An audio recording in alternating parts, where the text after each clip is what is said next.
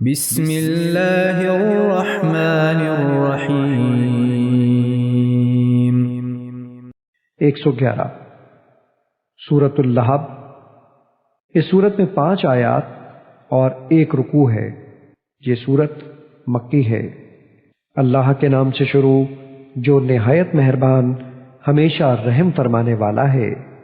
تبت یدا ابی لہب وتب۔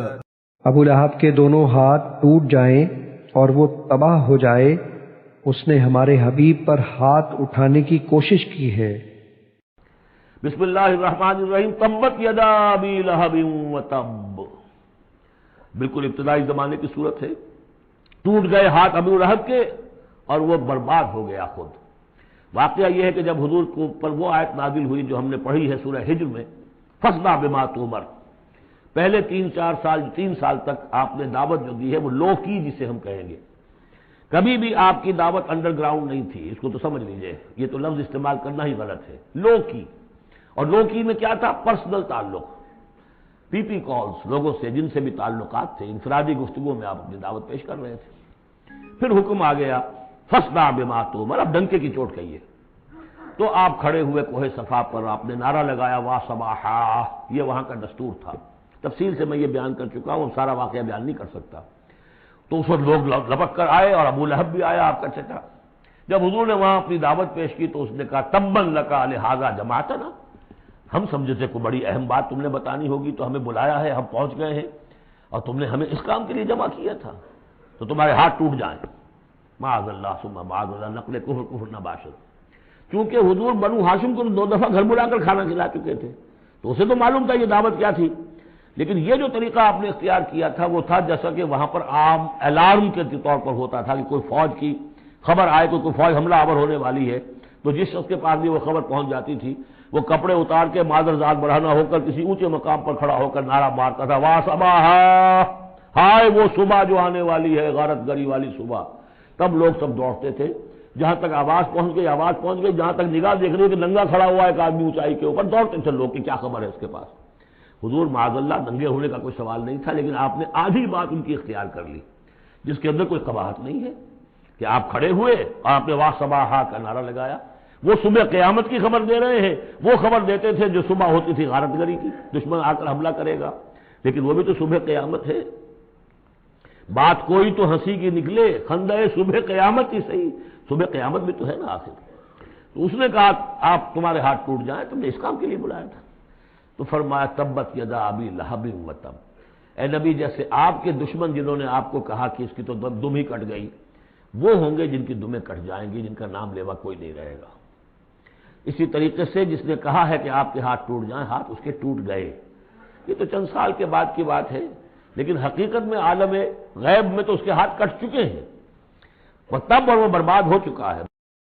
ما اغنى عنه ماله وما كسب، اسے اس کے موروثی مال نے کچھ فائدہ نہ پہنچایا اور نہ ہی اس کی کمائی نے۔ ما اغنى عنه ماله وما كسب، کچھ کام نہیں آئے گی اس کا، نہ اس کا یہ مال اور نہ وہ کمائی جو اس نے کی ہے ساری عمر اور جمع کیا ہے۔ سيصلى نارا ذات لهب، ان قریب وہ شولوں والی آگ میں جا پڑے گا۔ سیصلی نارا ذات لہب، وہ جھونکا جائے گا آگ میں جو بھڑکتی ہوئی آگ ہے۔ اور لہب کا لفظ جو ہے اس کے اپنے نام میں بھی شامل تھا، یہ صنعت لفظی کہلائے گی ابو لہب، کیونکہ وہ بہت ہی سرخ و سفید رنگت کا، بہت جیسے کہ انگارے جیسا اس کا رنگ تھا، اور آنکھیں بھی بڑی بڑی تھی، نہایت حسین و جمیل انسان تھا، اور اس کی بیوی بھی ام جمیل تھی، بہت ہی خوبصورت عورت تھی، اور یہ دونوں جو ہے یہ سمجھیے کہ بڑی ایلیٹ کلاس تھی اس معاشرے کی، اس کے پاس منصب تھا، یہ خزانہ وزیر خزانہ تھا حرم کا، چنانچہ اس کے بارے میں مشہور تھا کہ اس میں سے اس نے سونے کے بنے ہوئے ہرن چرا لیے ہیں۔ اخلاقی طور پر اس کا جو ہے وہ بدنامی اس درجے کی تھی، لیکن یہ کہ حرم کا خزانہ جو تھا وہ اس کی تحویل میں تھا، تو بڑا اونچا منصبدار تھا۔ تو اس کے لیے یہ کہا کہ جیسے یہ دہکتا ہوا انگارہ ہے، اس کو رنگ ہم نے دیا ہے، ایسی ہی دہکتی ہوئی آگ میں ہم اس کو جھونکیں گے۔ وامرأته حمالة الحطب، اور اس کی خبیث عورت بھی جو کانٹے دار لکڑیوں کا بوجھ سر پر اٹھائے پھرتی ہے اور ہمارے حبیب کے تلووں کو زخمی کرنے کے لیے رات کو ان کی راہوں میں بچھا دیتی ہے۔ وامرأتہ، اور اس کی بیوی کو بھی۔ کیوں؟ یہ بھی اتنی ہی دشمن تھی حضور کی جتنا کہ ابو لہب دشمن تھا حضور کا، بلکہ یہ کہنا مشکل ہے کہ بیوی زیادہ دشمن تھی یا یہ کہ یہ شوہر زیادہ دشمن تھا، دونوں۔